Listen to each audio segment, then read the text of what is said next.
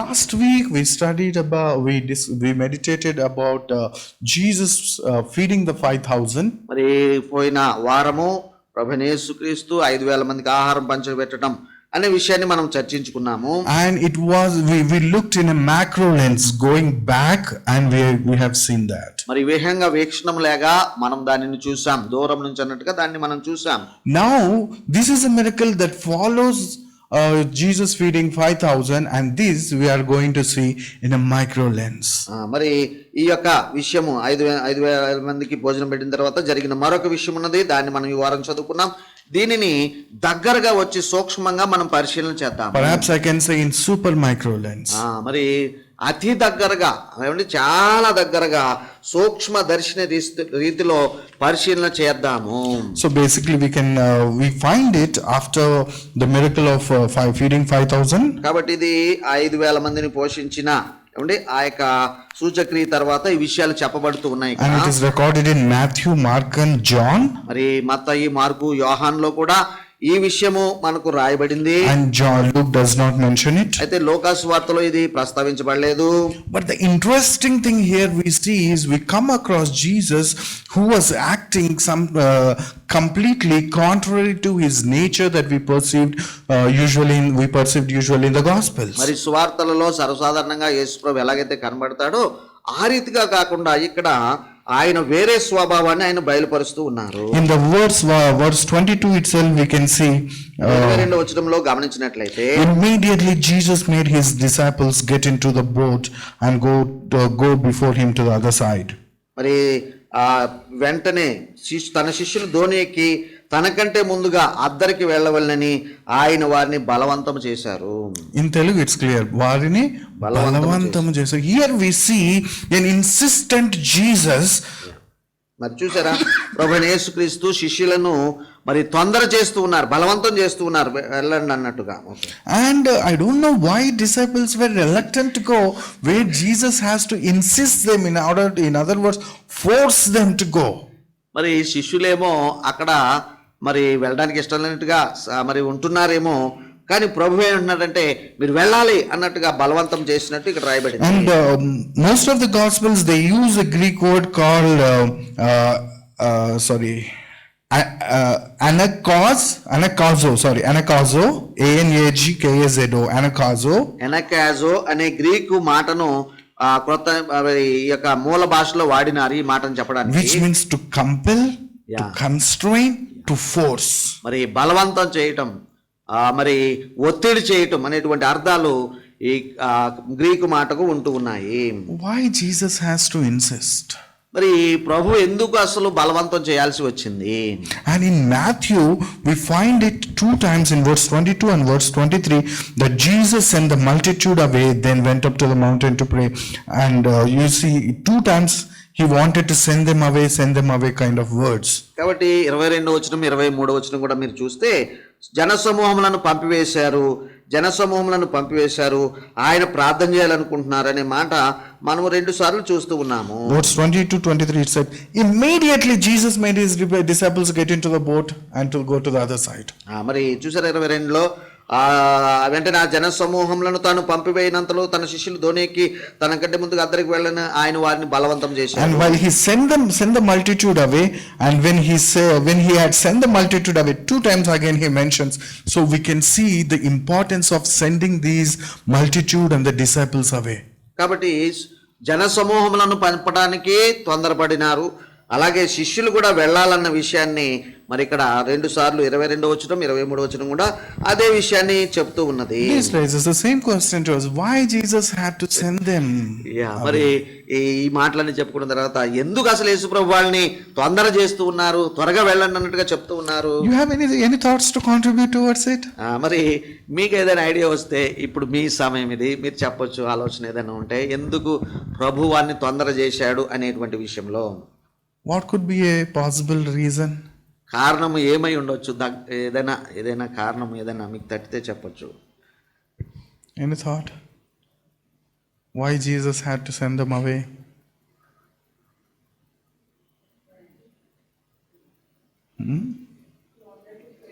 He wants to Pray. He Okay. wants to pray. Yeah, definitely, it's a good thought, because in Matthew 22 it's written, he sent them away, and he went to the mountain to pray. కాబట్టి అక్కడ రాయబడి ఉన్నదండి, ప్రార్థన చేయుటకు ఏకాంతంగా అక్కడ రాయబడి ఉన్నది. అవును, మరి ప్రార్థన చేయడానికి అన్నట్టుగా అది మంచి ఆలోచన. And though it is a good thought, Jesus was regularly praying, and it doesn't look so that is such a pressing need for him to send them off. కాబట్టి ప్రభు ప్రార్థన చేస్తారు, అది ప్రతిసారి చేస్తూ ఉంటారు. అయితే ప్రార్థన చేయడానికే వీళ్ళని తొందర చేసి పంపించాలా? But if he wanted to be alone, yes. Yes. Okay. So he wanted some Really, me time. Okay. మరి పోయిన వారం కూడా మనం చూసినట్టుగా ఆయన ఒంటరిగా ఉండాలని వెళ్తే జనసమూహాలు వెనక వచ్చేసారు. సో కాబట్టి మరోసారి ఒంటరిగా ఉండాలని కోరుకుంటున్నాడు అంటారు. For that he could make disciples to stay on the lower parts of the mountain, and he can go up and pray. And he has done that several times. మరి కొన్నిసార్లు ఎలా ఉండేదంటే, ఒక కొండ ఎక్కడానికి శిష్యులు కింద ఉంటే ఆయన పైకి వెళ్ళి ప్రార్థన చేసుకుంటూ వచ్చేవారు. అలాగనే చేసి ఉండాల్సింది. To understand this, we need to look at the same incidents in John chapter 6 verse 15. మరి ఇదే విషయాన్ని లేక ఈ విషయాన్ని అర్థం చేసుకోవడానికి యోహాను సువార్త 6వ అధ్యాయంలో ప్రస్తావించబడిన ఆ సంఘటన చూస్తే మనకు కొన్ని వివరాలు దొరుకుతాయి. John 6:15, it says, therefore when people perceived that they were therefore when Jesus perceived that they were about to come and take him by force to make him king, he departed again to the mountain by himself. 6:15 యోహాను సువార్త. రాజుగా చేయుటకు వారు వచ్చి తన్ను బలవంతముగా పట్టుకొనబోచున్నారని యేసు ఎరిగి మరలా కొండకు ఒంటరిగా వెళ్ళాడు. People were forcing, they wanted to make Jesus a king. He doesn't want any insurrection there, that's why he wanted to send the multitude away. ప్రజల ఆశ ఏమిటంటే ఆయనను మరి ఉత్సవంతో రాజుగా చేయాలని, కానీ ప్రభు దాన్ని వద్దని కోరుకున్నారు. అందుకని ఒంటరిగా ఉండాలనుకున్నారు. And the disciples also want to see Jesus becoming a king. మరి శిష్యుల విషయం కూడా ఆలోచిస్తే వారు కూడా యేసును రాజుగా చూడాలనుకుంటున్నారు. These are the second level leadership for this kingdom, and people all will be grouping around these 12 disciples.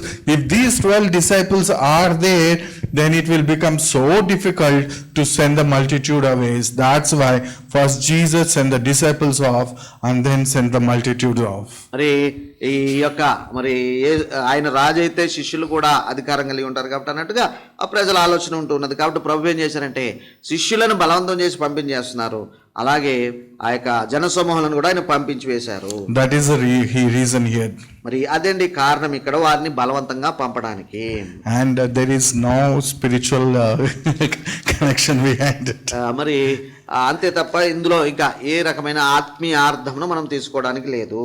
And then actually though Jesus walking, and then we know the incident of and the miracle of Jesus walking on the water. మరి మనందరికీ మరి యేసు ప్రభు వారి నీటి మీద నడవడం అనే యొక్క అద్భుతం మన అందరం విని ఉన్నాం. So he sent the multitude off and the disciples off, and the disciples took boat and were going to the other side. In the middle of they got stuck in the middle of the sea, and the wind was quite wild upon them. And then Jesus in the middle of the night walks to them and he rescues them. కాబట్టి అక్కడ జనసమూహాలను పంపివేశారు. శిష్యులనేమో ఆ యొక్క దోణికి అవతల ఒడ్డుకు వెళ్ళమన్నారు. మరి వెళుతూ ఉంటే వాళ్ళకి మరి గాలి ఎదురైనందున అలల అలల వలన కొట్టబడుచున్నారు. వారు ఆ యొక్క సముద్రంలో మధ్యలో అన్నట్టుగా వారు ఉన్నారు. అయితే ప్రభు రాత్రి జాములో ఆ సముద్రం మీద నడుస్తూ వారి వద్దకు వస్తూ ఉన్నారు. And in order to understand this, we need to compare it with another miracle Matthew records in Matthew chapter 8 verse 23 to 27. మత్తయి 8వ అధ్యాయము మరి లో రాయబడిన మరి మరొక అద్భుతాన్ని చూస్తే దీనికి సంబంధించిన మరి వివరము మనకు దొరుకుతుంది. మత్తయి 8:22 అన్నట్టుగా. And I don't want to read to save time, but I'll just bring the comparison between these two. మరి సమయ భావన బట్టి చదవటం లేదు కానీ ఇందులో ఉన్న విషయాన్ని చెప్తారు. Jesus calming the storm, that is the incident. మరి మత్తయి 8:23లో కూడా 23-27లో కూడా అక్కడ కూడా తుఫానును అణిచిన ఒక సంఘటన రాయబడి ఉన్నది. So there is a great storm, waves swamped the boats. So Jesus calmed that. మరి అక్కడ ప్రభు ధోనిలో ఉండగా సముద్రం మీద తుఫాన్ లేచింది, ఆ ధోని అలల చేత కప్పబడిపోయింది. And in what about in Matthew 14? మరి మత్తయి సువార్త 14లో ఏం చదువుతూ ఉన్నాము? The scripture read to us. మరి మనం చదవబడిన వాక్య భాగంలో కూడా ఉన్నది కదా. Was there any storm? మరి ఇక్కడ ఏదైనా తుఫాన్ వచ్చినట్టుగా ఉన్నదా? గాలి ఎదురైనందున అలల వలన కొట్టబడుచు. Actually, in Matthew 14 there is no storm. మరి 14లో తుఫాను అనేది ఏమి కూడా చెప్పబడలేదు. The wind was wild, that's all. మరి బలమైన గాలి వీచింది. It was contrary to them.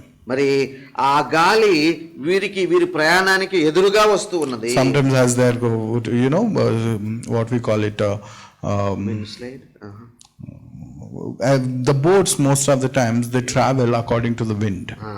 ఈ యొక్క ధోనిలు పడవలు ఈ ప్రయాణాలను చూస్తే అవి గాలి వాటముకు ఆ తెరచాప చాటునట్టుగా అవి ప్రయాణం చేస్తూ ఉంటాయి, మనందరికీ తెలిసినట్టుగా. Here if the wind is against them usually they don't travel, but here wind is against them, that's also it becomes a difficult travel. కాబట్టి ఈ గాలి వాటమున ప్రయాణం చేయకుండా ఈ గాలి వారికి ఎదురుగా వస్తూ ఉన్నది కాబట్టి వారి ప్రయాణం చాలా కష్టమైపోయింది. And in Matthew 8 we see they had the presence of God. Jesus was sleeping in the boat. మరి అయితే మత్తయి సువార్త 8వ అధ్యాయంలో అక్కడ జరిగింది ఏమిటంటే ధోనిలో ప్రభువు కూడా ఉన్నారు. And in Matthew 14 the disciples didn't have the presence of Jesus. మరి 14వ అధ్యాయంలో రాయబడినప్పుడు ఆ సంఘటనలో ప్రభువు ఆ పడవలో లేక ధోనిలో లేరు. And here comes the interesting thing. The disciples feared for their lives while Jesus was sleeping in Matthew 8. మత్తయి సువార్త 8వ అధ్యాయంలో ప్రభువేమో ధోనిలో ఆ తలవాల్చుకుని నిద్రపోతూ ఉంటే వీరు గాలులను తుఫానును చూసినట్టుగా వారు మిక్కిలి భయపడిపోయారు. And in Matthew 14 you don't find the disciples getting scared. మరి ఇక్కడ 14వ అధ్యాయంలో ఉన్న సంఘటనలో వీళ్ళు భయపడినట్టుగా మనం చూడము గాని many a times we assume things which are not written, but actually they are not scared there. మరి అక్కడ భయభీతులైనట్టుగా ఇక్కడ మనకేమీ కనబడటం లేదు గాని. And in Matthew 8 we see that the disciples were afraid of the storm.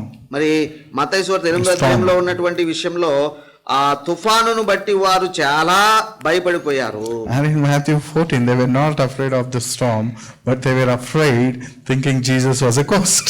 మరి 14వ అధ్యాయంలో ఉన్న సంఘటనలోనేమో వారు గాలికి భయపడలేదు గాని ఏమంటే ప్రభువుకు భయపడ్డారు, భూతమని తలంచినారు. And in Matthew 8 we see Jesus calms the sea. Calms the sea. Okay. మత్తయి 8వ అధ్యాయంలో ప్రభువారు సముద్రాన్ని గద్దించి నిమ్మళపరిచారు. And in Matthew 14 the wind simply ceases the moment Jesus enters into the boat. అయితే 14వ అధ్యాయంలో ఉన్న సంఘటనలో ప్రభు పడవలోనికి లేక ధోనిలోనికి రాగానే ఆ గాలి నిమ్మళమవుతూ ఉన్నది. And here comes the most important point we need to see that connects. In Matthew 8 the disciples are amazed and can only wonder what sort of person this Jesus is. Even the wind and the seas obey him. మరి ఇక్కడ ఒక ప్రాముఖ్యమైన విషయం గమనించాల్సింది ఏంటంటే మత్తయి సువార్త 8వ అధ్యాయంలో 27వ వచనం, ఆ మనుష్యులు అనగా శిష్యులు వెంటనే ఆశ్చర్యపడి ఈయన ఎట్టువాడో ఈయనకు గాలియు సముద్రమును లోబడుచున్నవని చెప్పుకున్నారు. After such a big miracle they just had a question, who this person is. మరి ఆ యొక్క తుఫానును గద్దించడం అనే గొప్ప అద్భుతాన్ని వారు చూసిన తర్వాత ఎవరై ఉంటారు యేసు అని వారు ఆశ్చర్యపోతూ ఉన్నారు. And this question, that was a question, the answer is given in Matthew 14 when Jesus and Peter they came back to the boat, and all the disciples in the boat, they worshipped him and said, truly you are the Son of God. There they wondered, here they got the answer. మరి 8వ అధ్యాయంలో ఉన్న సంఘటనలో ఈయన ఏమై ఉన్నారో అని ఆశ్చర్యపోతే ఈ యొక్క 14వ అధ్యాయంలో ఉన్న సంఘటనలో పేతురు మొదలగు ఆ సంఘటనలన్నీ చూసిన తర్వాత ఈ శిష్యులందరూ కూడా ఆయనను మరి మ్రొక్కుచూ ఉన్నారు, ఆరాధిస్తూ ఉన్నారు. What is this change? మరి ఏమి జరిగి ఉండవచ్చు, ఈ మార్పు ఎలా వచ్చి ఏ మార్పు వచ్చి ఉండవచ్చు? How could they recognize this Jesus is the true Son of God? మరి ఎలాగూ వారు ఈ ప్రభు లేక యేసు దేవుని కుమారుడని వారు గుర్తించినారు? I would like to bring before you two reasons. మరి 2 కారణాలు మీ మధ్యకు నేను తీసుకుని రావాలనుకుంటున్నాను. And the number one is this: what happened between Matthew 8 and Matthew 14. మరి రెండు కారణాలు మత్తయి 8కి అధ్యాయానికి మత్తయి 14 అధ్యాయానికి మధ్య జరిగిన మరి రెండు విషయాలు The చెప్పాలనుకుంటున్నాను. first reason is the words of Jesus. మొట్టమొదటి కారణము ప్రభు యొక్క పలుకులే అయ్యున్నవి. Matthew chapter 9 verse 2, 9 verse 22 and many other places you find Jesus was keep telling them, take heart, be courageous. మరి 9వ అధ్యాయంలో ప్రభు మాటలుంటాయి. మీరు భయపడవద్దు, మీరు ధైర్యంగా ఉండండి అని చెప్పిన పలుమార్లు చెప్పిన సంఘటనలు అక్కడ మనం చూడవచ్చు. And between 8 and 14 you find several times. మరి 8వ అధ్యాయానికి 14వ అధ్యాయానికి మధ్యలో ఇట్లాంటి మాటలు మరి చాలా సార్లు మనం చూస్తాము. And there is another word that is do not be afraid. మరి ఇంకొక మాట ఏమిటంటే కారణం అన్నట్టుగా భయపడవద్దు. You will find it in chapter 10 verse 26 and 28 and verse 31. మరి 10వ అధ్యాయంలోని 26, 28, 31 వచనాలలో మీరు భయపడకుడి, మీరు భయపడకుడి, మీరు భయపడకుడి అనే మాట మనం మటుకు చూస్తూ ఉంటాము. Repeatedly Jesus was telling them between Matthew 8 and 14, take heart, do not be afraid. మీ హృదయాలు కలవరపడనీకండి, ధైర్యంగా ఉండండి, భయపడవద్దు అనేటువంటి మాటలు 8కి 14 అధ్యాయానికి మధ్యన ఆయన అనేక సంఘటనలు లేక అనేక పర్యాయాలు చెప్పి And ఉన్నాడు. the same words Jesus used as he was walking on the water and was reaching the disciples. He said, take heart, do not be afraid. మరి చాలా సార్లు చెప్పిన తర్వాత ఈ 14 అధ్యాయంలో కూడా ధైర్యము తెచ్చుకుని నేనే భయపడకుడని మరోసారి వారితో ఈ యొక్క సంఘటనలో చెప్తూ ఉన్నారు. We can recognize somebody by the kind of language they use, right? Repeatedly, everybody have a pattern, a set of words we repeatedly use through which we can recognize who the person is. కాబట్టి మనందరికీ సర్వసాధారణంగా ఒక అలవాటు ఉంటుంది. ఏంటంటే ఎవరైనా ఒక వ్యక్తిని ఎక్కువసార్లు మనం విన్నప్పుడు వారు మాట్లాడిన మాటల్లో రిపీటెడ్గా వారు పలికిన మాటలను బట్టి ఆ వ్యక్తిని చూడకపోయినా మనం గుర్తుపడుతూ ఉంటాం కదా. And similarly, some kind of action, some kind of sounds,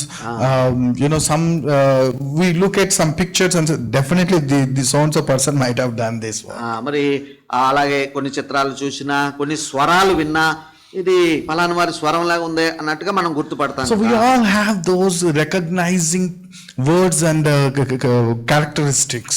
కాబట్టి అట్లా మనకు అలవాటైన లేదంటే వారి దగ్గర మనం విన్న ఆ పదాలను జ్ఞాపకం ఉంచుకుంటాము, అవి మనకు తెలుసు. I believe everybody here would recognize easily what is Mrs. Phillips mutton stew. Mrs Phillips Mutton stew. Mutton stew. Okay. So మన అందరికి తెలుసు పిల్లలు, అనేక సంవత్సరాల నుంచి మిసెస్ ఫిలిప్స్ యొక్క మరి మటన్ స్టూల్ మనందరికి తెలుసు. That is GCC traditional Easter dish. Okay. Traditional Easter dish గా వారు ప్రతి సంవత్సరం తీసుకుని వస్తుంటారు. మన అందరికి అది బాగా పరిచయం. If it is served anywhere, we can definitely recognize it is by Mrs. Phillips, it is not by Mrs. Phillips. మరి అది సర్వ్ చేసినప్పుడు లేదంటే అది మనం టేస్ట్ చేసినప్పుడు ఇది మరి నాన్సీ ఫిలిప్స్ గారే చేశారా లేక మరెవరైనా తీసుకుని వచ్చారనేది మనం సులువుగానే గుర్తుపడుతూ ఉంటాం. It's the same with mother's food. What we eat, we can recognize the taste. మరి ఇంకొక సంఘటన మనకు ఏంటంటే మనం అమ్మ వండిన వంట అది మనకు తెలిసిపోతుంది. So similarly, the disciples were very much familiar with the words of Jesus. Be of good cheer, do not be afraid. So because of those words, they recognize the person who is walking on the water is Jesus. కాబట్టి మరి ప్రభు పలుమార్లు పలికినట్టుగా నేనే భయపడకుడి, ధైర్యం తెచ్చుకుడి అనే మాటలను బట్టి ఈ రాత్రి సమయంలో కూడా ఆయన స్వరాన్ని బట్టి అన్నట్టుగా వారు ప్రభువును గుర్తుపడుతున్నారు శిష్యులు. My brother and I would like to ask you to think, what is the familiar thing that you have with Jesus through which you can recognize it? కాబట్టి ఈ సమయంలో ఒక ప్రశ్న మిమ్మల్ని అడగాలని అనుకుంటున్నాను సోదరులారు. ఏంటంటే ప్రభువును గుర్తుపట్టడానికి నీకు ఏది ఆధారంగా ఉన్నది, ఏ స్వరాన్ని నీవు వినగలుగుతున్నావు? We have Mrs. Phillips too. What do you have for Jesus? మరి మిసెస్ నాన్సీ ఫిలిప్స్ గారు తెచ్చే ఆ యొక్క వంటకము మన అందరికీ ఆమెను గుర్తు తెస్తుంది కదా. అలాగే ప్రభువును గుర్తుపట్టడానికి నీకు ఏమి ఉన్నది? Think about it. దాని కొరకు మీరు ఆలోచించండి. That will give you direction whenever you are confused. That will give you courage when you are scared. That will give you the strength you require when you walk through the storm. కాబట్టి తుఫాన్ లాంటి పరిస్థితులు గుండా బలహీన సమయాలలో అయోమయ పరిస్థితుల్లో నీవు వెళుతున్నప్పుడు ఆ స్వరంను ఒకసారి నువ్వు జ్ఞాపకం చేసుకుంటే లేదా వింటే అన్నట్టుగా నీవు బలపడతావు. And the next thing, మరి మరొక విషయం, How the disciples could recognize Jesus there as the Son of God. మరి వీరి శిష్యులందరూ కూడా నీవు నిజముగా దేవుని కుమారుడు అని వారు గుర్తుపడుతున్నారు కదా. Number 2, first I said words. Number 2 is the deeds. మొట్టమొదటిగా మాటలను బట్టి మనం గుర్తుపడతాము, రెండవది పనులను బట్టి కూడా గుర్తుపడతాము. I'm talking about the miracle. మరి పనులంటే ఇక్కడ ప్రభు చేసిన అద్భుతాలని మీరు అనుకోవచ్చు. I just wonder, Jesus was walking on the water. Why he has to walk on the water? Why can't he just fly? Okay, so ప్రభు చేసిన సూచక్రియను ఒకసారి మనం ఆలోచిస్తే నిజానికి ఆయన ఎగిరి రావచ్చు కదా వాళ్ళ దగ్గరికి, నీళ్ళ మీద నడిచేందుకు రావాల్సి ఉన్నది. In Acts we read Philip was disappeared in a place and appeared in other place. Why can Jesus, who was much more powerful than that, can disappear from the mountain and appear in the boat? కాబట్టి అపోస్తల కార్యముల్లో సువార్తికుడైన ఫిలిప్పుని మనం చూస్తాం. ఆయన ఒక స్థలం నుండి మరొక స్థలానికి అద్భుతంగా ఎగిరి కొనిపోబడ్డాడు కదా. మరి అతని కంటే శక్తివంతుడైన యేసు ప్రభు కొండ మీద నుండి శిష్యుల దగ్గరికి అన్నట్టుగా ఎగిరి ఎందుకు వెళ్ళలేదు? What does walking on water teach us? మరి నీళ్ల మీద నడిచి వెళ్ళటంలో మనకి ఏదైనా పాఠం ఉన్నదా? Any thoughts? ఏదైనా ఆలోచన మీకు వస్తుందా? ఏదైనా గుర్తొస్తుందా? Why Jesus has to walk instead of flying? మరి ఎగిరి వెళ్లకుండా నీటి మీదే నడిచి వెళ్ళడానికి ఆయన ఎందుకు చేశాడు? Hasni may say he doesn't know aerodynamics. మరి హాస్ని అనొచ్చు, ఎగిరి వెళ్ళటం ఏరోడైనమిక్స్ ప్రభుకు తెలియదండి అనొచ్చు. Any thoughts? అట్లా ఏదైనా ఇంకేదైనా ఆలోచన? ఓకే, ఏరోడైనమిక్స్ తెలియదు ఒకటి. Okay, No, I'm saying. The disciples, they know their scripture well. చూడండి, శిష్యులకు లేఖనాలు బాగా పరిచయం కదా. And it's written in Job chapter 9 verse 8. యోహాను 9:8లో Job chapter 9 verse 8. యోబు గ్రంథము 9:8లో ఏం చూస్తామంటే, here it says, he alone spreads out the heavens and treads on the waves of the sea. 9:8లో ఇలాగ రాయబడి ఉన్నదండి, ఆయన ఒక్కడే ఆకాశ మండలంను విశాలపరచువాడు, సముద్ర తరంగముల మీద ఆయన నడుచుచున్నాడు. Who is this? మరి ఇది ఎవరు? మరి It's talking about Jehovah, Yahweh, the I am. He alone can stretch the heavens. He alone can walk on the waters. యోబు యొక్క ప్రస్తావనలో యెహోవా అనొచ్చు, నేనే ఉన్నవాడని అనొచ్చు, దేవుడు అనొచ్చు. ఆయన ఒక్కడే ఆకాశ మండలంను విశాలపరచువాడు, సముద్ర తరంగముల మీద నడిచివచ్చు, లేక నడుచువాడు కూడా ఆయనే. Through his walk and deeds, he is telling them, this is I am in quotation marks.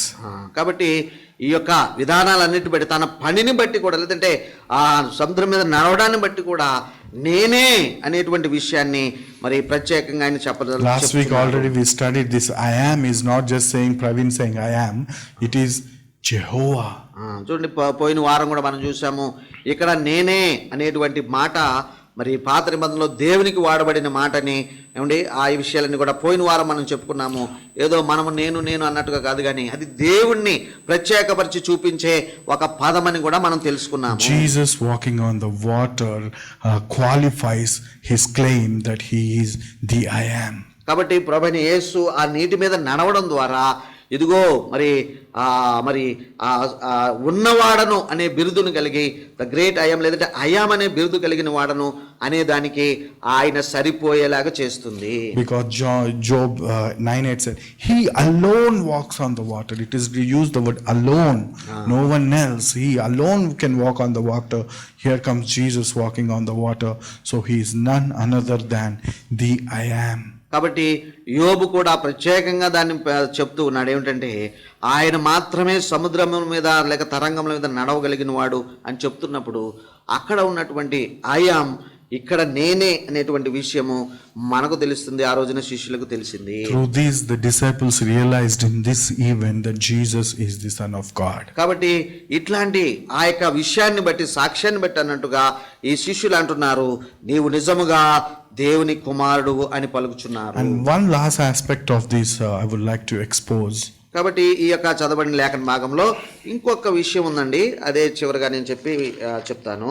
Jesus was walking on the water, and then he said, I am. When the disciples were afraid, then Peter says, Lord, if it is you, come, command me so that I may walk on the water. ఇక్కడ జరిగిన సంగతి మనకు తెలుసు కదా. పేతురు ముందుకు వచ్చారు. పేతురు మాట్లాడుతున్నాడు, ప్రభువా నీవే అయితే నీళ్ల మీద నడిచి వచ్చుటకు నీ యొద్దకు వచ్చుటకు నాకు సెలవు ఇమ్మని ప్రభుతో అంటున్నారు. He stepped on the water. మరి ఆయన కాలు పెట్టాడండి నీటి మీద. He walked for a while. మరి నడిచాడు నిజానికి. Then he looked at the wind and he got scared and he started sinking. మరి నడిచాడు తర్వాత ఏం చేశాడంటే ఒక్కసారి గాలి వైపు చూచాడు, ఒకసారి నీళ్ల వైపు చూచాడు, భయపడి మునిగిపోసాగాడు. Then he cried to the Lord, save me. So Jesus came and saved him, and he said, oh you of little faith. మరి ప్రభువా నన్ను రక్షించమని కేకలు వేయగానే యేసు అతన్ని పట్టుకుని అల్ప విశ్వాసి ఎందుకు సందేహపడుతువని ప్రభు అతనితో చెప్తున్నారు. And they both went to the boat and the sea became calm. మరి వారు దోణి ఎక్కినప్పుడు గాలి అణిగింది, దోణిలో మరి అప్పుడు ఆ గాలి అణిగిన సంగతి కూడా మనం చూస్తున్నాం. I heard many messages from these, from Peter stepping off the boat and walking on the water. I heard messages like it is the ultimate act of courageous and risk-taking faith. కాబట్టి పేతురు ఆ యొక్క దోణి నుండి దిగి నీళ్ల మీద నడవటం అనే దాని మీద చాలా మంది ప్రసంగాలు చేస్తున్నారు, నేను కూడా విన్నాను. మరి పేతురు ఎంత గొప్ప విశ్వాస మరి చూపించాడు, మరి ఎంత ధైర్యంగా నీటి మీద నడిచాడు అని చెప్పడం నేను చూశాను. For some reason I could never relate to that. అయితే అలా చెప్పినప్పుడు అలా అయి ఉండకపోవచ్చు కదా అని ఎప్పుడు నాకు అనిపిస్తూ ఉంటుంది. And it is about courage of Peter. Is it about Peter trying putting his faith on deeds and jumping on the water? మరి ధైర్యం కలిగిన పేతురు యొక్క పరిస్థితి చూస్తున్నామా, లేదంటే ఆయన విశ్వాసాన్ని ప్రకటించాలన్న ఆ యొక్క విషయాన్ని ఏమన్నా అక్కడ మనం చూస్తున్నామా? Does it mean Peter alone was exercising this faith? The rest of the 11 disciples, they didn't do that? మరి పేతురు తన విశ్వాసాన్ని ప్రకటన చేస్తున్నాడు లేదని బయలుపరుస్తున్నాడు అని చెప్పుకుంటే మరి మిగిలిన శిష్యులు వాళ్ళు అలా చేయడానికి చేయడం లేదా? Usually we hear about Peter's faith and courage. మరి చాలా సార్లు ఈ యొక్క విషయాన్ని బట్టి పేతురు యొక్క ధైర్యము విశ్వాసమని మరి ప్రసంగాలు మనం వింటూ ఉంటాం. And they say only the problem was Peter was having faith and was courageous, but he looked away from Jesus. That's why he was thinking. That's the only distraction and the problem. మరి అయితే ధైర్యం కలిగిన వాడు విశ్వాసం కలిగి సముద్రముల మీద నడుస్తున్నాడు. అయితే అంతలోనే గాలిని చూచి భయపడి మునిగిపోసాగినాడు. And this main focus is never take your eyes off Jesus in life's storms. అయితే ప్రసంగాలు ఎలా ఉంటాయంటే పిల్లరా, ఇదిగో పేతురు చూడండి ప్రభువును చూస్తున్నంతసేపు నడిచాడు, గాలిని చూసి మరి మునిగిపోసాగాడు, కాబట్టి మీరు ఎప్పుడు కూడా యేసు ప్రభువునే గురిగా కలిగి ఉన్నట్టుగా మనం వింటూ ఉంటాం. And even it says like even when human focus fails, Jesus is right there to help. మరి ఇంకొక అడుగు ముందుకు వేసి మరి ఇంకా ఏమి వింటామంటే, ఇదిగో మనం ఒకవేళ యేసు ప్రభువు నుండి గురి తప్పి వేరే చూసినా గానీ ప్రభు వెంటనే వచ్చి నిన్ను రక్షిస్తాడు అనేటువంటి విషయం. Just exercise your faith like Peter, get out of the boat. కాబట్టి పేతురులాగా పడవ దిగి నీటిలో అడుగు పెట్టండి, సముద్రం మీద నడవండి, మీ విశ్వాసాన్ని బయలుపరచండి అనే ప్రసంగాలు ఉంటాయి. All these messages sound good, but is this the message that Matthew was trying to communicate? అయితే ఈ ప్రసంగాలన్నీ చాలా బాగున్నాయి వినటానికి, కానీ ఇక్కడ గ్రంథకర్త అయినటువంటి మత్తయి భక్తుడు ఆ విషయాన్నే చెప్తున్నాడా? Neither Matthew appreciates Peter's faith. మరి ఒక విషయం మీరు గమనిస్తే భక్తుడైన మత్తయి పేతురు విశ్వాసాన్ని అతడేమి అభినందించడం లేదు. And it was not appreciated by the 11 disciples. మరి 11 మంది శిష్యులు కూడా పేతురు శబాష్ అని ఏమి చెప్పలేదు. Not even by Jesus. Jesus also did not appreciate Peter's faith, and he said, you of little faith.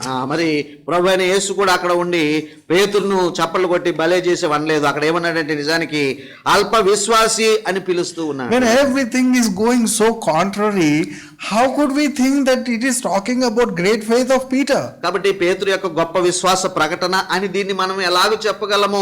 అక్కడ ఉన్న ఎవరు కూడా అతని విశ్వాసాన్ని మెచ్చుకోనప్పుడు. An interesting thing is Matthew alone mentions it. Mark, John, they did not even mention about Peter walking on the water. కాబట్టి మత్తయి సువార్తలోనే పేతురు నీటి మీద నడిచిన ఈ సంఘటన అతడు రాస్తూ ఉన్నాడు. మార్కు భక్తుడు గాని మరి యోహాను భక్తుడు గాని ఈ విషయాన్ని అసలు చెప్పనే లేదు. Is it such a small thing to ignore? మరి ఇది పట్టించుకోకపోవడానికి అంత చిన్న విషయం అంటారా? Why? కారణం ఏమై ఉండొచ్చు? The problem is this. సమస్య ఇదండి. Here in this miracle, Peter is not the hero. అయితే ఈ యొక్క అద్భుతం ఏదైతే ఉన్నదో ఇక్కడ ప్రధాన కేంద్రము పేతురు కాదు.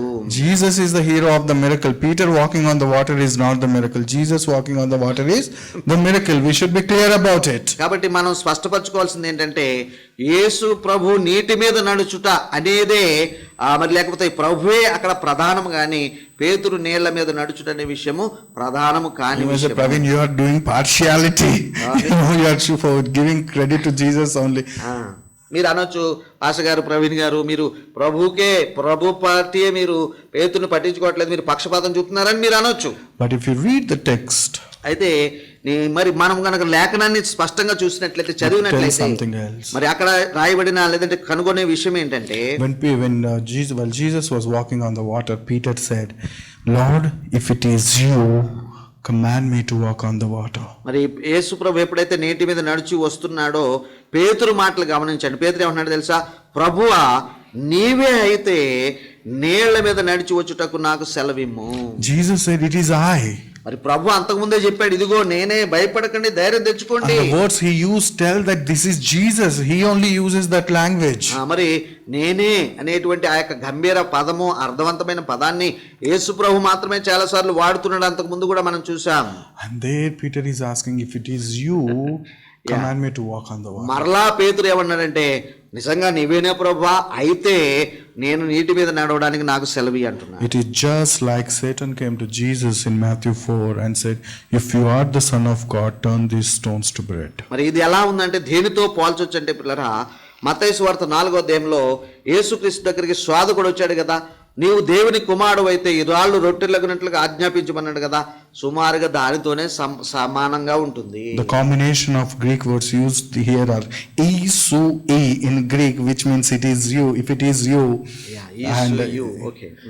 This is a typical combination used by Satan in 3 times in Matthew during the temptation. మరి ఆ యొక్క శోధన సమయంలో నీవే అయితే అనే పదము స్వాదకుడు 3 సార్లు ఉపయోగిస్తూ ఉన్నాడు. It is the same words used by the high priest and said, if you are the Son of God, and he condemned Jesus to death. మరి అలాగే ప్రభువును విచారణ చేసే సమయంలో ప్రధాన యాజకుడు కూడా నీవే అయితే మాతో చెప్పు, నీకు చెప్తున్నానని ఆ సందర్భంలో కూడా వాడబడింది. We read it in Matthew 26:63. మరి 26:63 వచనంలో అది మనం చూస్తున్నాం. మత్తయి సువార్తలో same combination of words in the same place it is written when people were mocking Jesus on the cross, if you are the Son of God, save yourself and save us also. And whatever people, whatever the conversation was happening, same words used.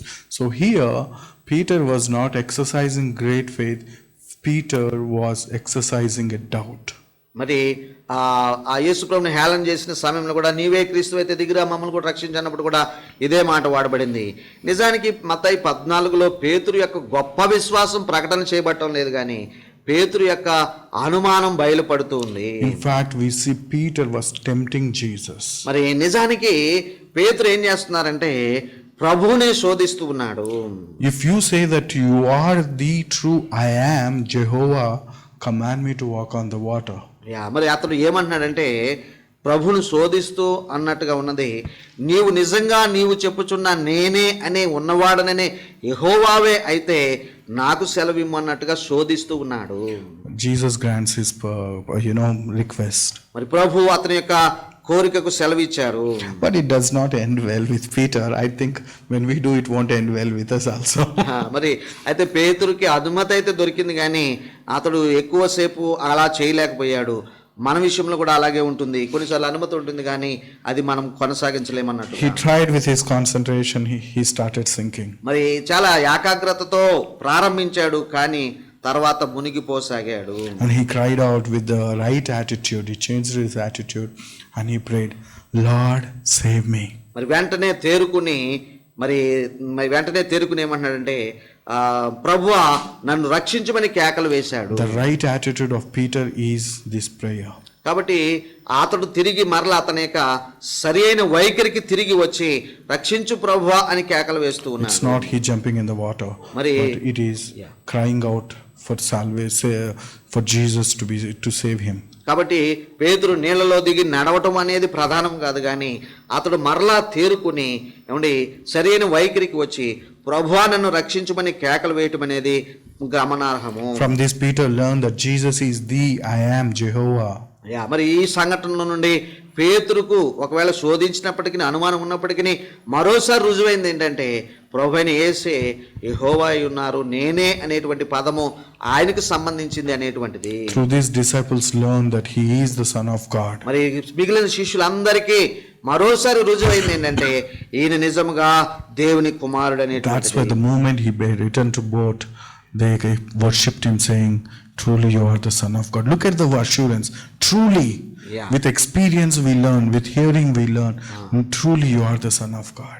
మరి ఈ సంఘటన జరిగిన తర్వాత అక్కడ చూస్తున్న శిష్యులు వాళ్ళ గురించి ఏమని రాయబడింది తెలుసా? అంతటా దోణిలోనున్న వారు వచ్చి నీవు నిజముగా చూడండి ఆ మాట చూడండి, నీవు నిజముగా దేవుని కుమారుడు అని చెప్పి ఆయనను మొక్కారు. What are the lessons we can learn from here? కాబట్టి ఈ యొక్క అద్భుతము సూచక్రియలో నుండి అన్నట్టుగా మనము ఏమి నేర్చుకోవచ్చు? Humans are never meant to walk on the water. మనుషులు నీటి మీద నడవడానికి తయారు చేయబడలేదు. Trying to save ourselves, we are not meant to do that. మరి మనుషులకు నీటి మీద నడిచే ఆ యొక్క అవకాశం లేదు, కానీ లేదంటే ఆ యొక్క విధానము ఇవ్వబడలేదు. And we are not even meant to turn the water into wine. So అలాగే ప్రభు చేశారు కాబట్టి మనం కూడా నీటిని ద్రాక్షరసంగా మార్చేద్దాం అనేది కూడా మనకి ఇవ్వబడలేదు. And we are not meant to raise the dead. అలాగే ఇంకొకటి ఏంటంటే పిల్లరా, మరి చనిపోయిన వారిని తిరిగి లేపే అధికారం కూడా మనకి ఇవ్వలేదు. I accept miracles happen through Peter's hands. Some child rose again from the dead, but it is the work of God.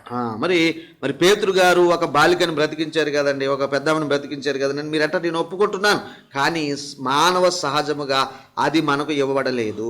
Modern day we are hearing so many people claiming, I will turn water into wine. You bring the stone, I can change them to diamonds. You bring 100 rupees, I will make it 1000. మరి ఈ రోజుల్లో మరి చాలా మంది చెప్తున్నారు కదండి, 100 రూపాయలు ఇస్తే నేను ఒక 1000 రూపాయలుగా చేస్తాను, రాయి తెస్తే బంగారంగా చేస్తాను, నీళ్లు తెస్తే ద్రాక్షరసంగా చేస్తానని ఎంతమంది చెప్పడం లేదు. Even in Telugu states. మరి మన రాష్ట్రాల్లో అలా చెప్పే మరి బోధకులు కూడా ఉన్నారు. Remember, humans are never meant to walk on the water, not to turn water into wine. కాబట్టి మనుషులుగా మనము నీటి మీద నడవడానికి మనకు ఆ యొక్క అవకాశం దేవుడు మనకి ఇవ్వలేదు. అలాగే నీటిని ద్రాక్షరసంగా మార్చే ఆ విధానం కూడా ప్రభు మనకి ఇవ్వలేదు. So we do not have to turn the water into wine or raise the dead in the name of faith. Let us not forget, we are humans.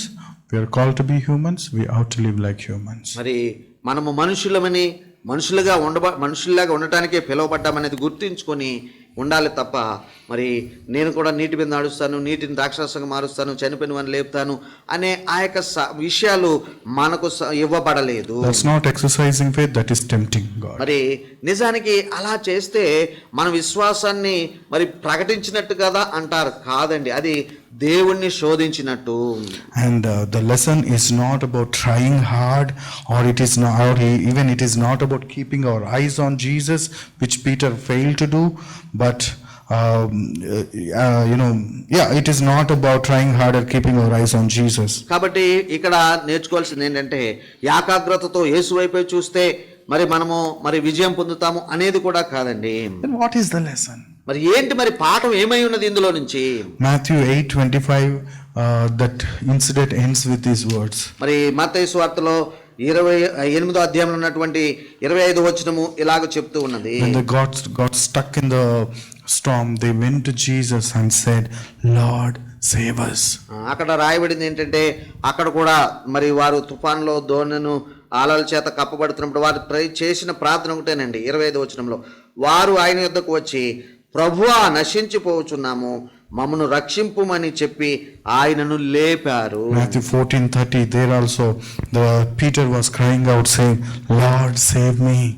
అలాగే ఈ యొక్క 14వ అధ్యాయము లో కూడా పేతురు ఏమంటున్నాడంటే ప్రభువా నన్ను రక్షించుము, 31వ వచనంలో ప్రభువా నన్ను రక్షించుమని కేకలు వేసిన పేతురు మనం చూస్తూ ఉన్నాము. The message is having an attitude, looking unto Jesus, asking him to save us.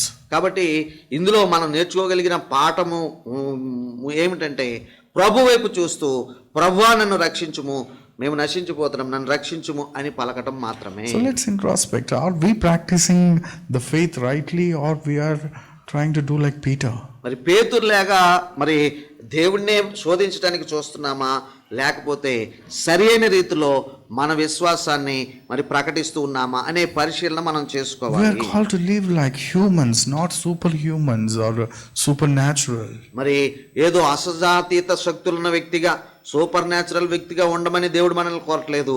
సహజంగా మానవులుగా మనం ఉండాలని ఆయన కోరుతున్నాడు. Do we have faith in faithfulness of God? మరి దేవుని యొక్క విశ్వాస్యత మీద మనకు విశ్వాసం ఉన్నదా? And so let us look unto Jesus, our Savior, in every situation. కాబట్టి మరి మనకు ఎదురయ్యే ప్రతి పరిస్థితిలోనూ మరి ప్రభు వైపే చూస్తూ ప్రభువా మమ్మల్ని రక్షించుమనే ఆ విశ్వాసంతో మనం He ఉండవలెను. is the Savior. ఆయన రక్షకుడై ఉన్నాడు. And last question. మరి ఇంకొక ప్రశ్న ఉందండి చివరగా. I recognize Mrs. Phillips too. మరి మన యొక్క సోదరి నాన్స్ ఫిలిప్స్ గారి యొక్క వంటకాన్ని నేను గుర్తుపడతాను. Do you recognize Jesus? మరి మీరు యేసు ప్రభువును గుర్తుపడతారా? Can you recognize? Do you know his language or something? మరి శిష్యులకేమో ఏదో కొన్ని మాటలు వాళ్ళు గుర్తించుకున్నారు. మరి ప్రభు మన విషయంలో కూడా మన యొక్క కష్ట సమయాలు అన్నట్టుగా ప్రభు మనతోనే ఉన్నారనే ఏదైనా ఒక సూచన కానీ ఏదైనా ఒక విషయం కానీ గుర్తుపట్టే విధానం మనకున్నదా? For the disciples on the way to Emmaus, they recognized Jesus with something. మరి అమ్మాయి మార్గాన్ని వెళ్ళిపోయే శిష్యులు ఏమండి వాళ్ళు ప్రభువుని ఒక విధానంలో గుర్తుపెట్టారు. You know what? ఏమిటది? Communion. మరి ప్రభు బల్లను ఆయన రొట్టె విరిచినప్పుడు వాళ్ళు ఆయనను గుర్తుపట్టారు కదా. When Jesus broke the bread, their eyes were open. They recognized it is Jesus. మరి ఆయన రొట్టె విరవగానే వారి కన్నులు తెరవబడినాయి, ఆయన యేసు అని వారు గుర్తుపెట్టారు. There is one thing through which we can recognize Jesus and meet Jesus, that is communion. So let us come forward, we'll participate in it. కాబట్టి ప్రభువును గుర్తుపట్టడానికి ప్రభు స్వరాన్ని మరి మన దగ్గరగా వినడానికి అన్నట్టుగా మనకు ఒక జ్ఞాపిక ఉన్నది. అదేమిటంటే రొట్టెయు ద్రాక్షరసం అనే ఈ యొక్క జ్ఞాపకార్థంలో మనం పాలు పంచుకున్నట్టు.